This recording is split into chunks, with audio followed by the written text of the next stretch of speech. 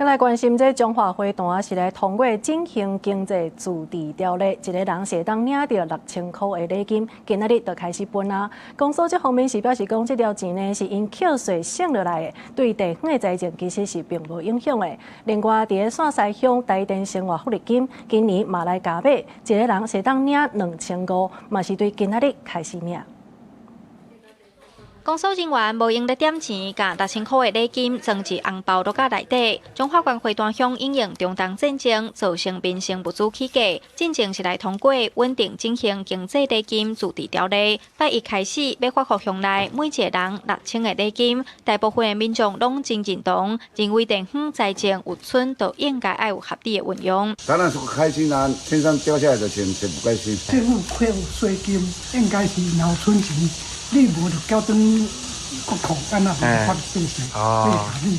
會端鄉公所表示，公所的各項稅收加上省落來人事費用，財政穩定。扣掉這邊普發禮金開掉2.6億，鄉庫大約各有4億。普發禮金未去影響公所運作。另外，線西鄉逐年攏有來自台電促進電力發展的協助金回饋給鄉民。今年公所特別加碼，提懸到每一個人2500，嘛佇8月開始發放。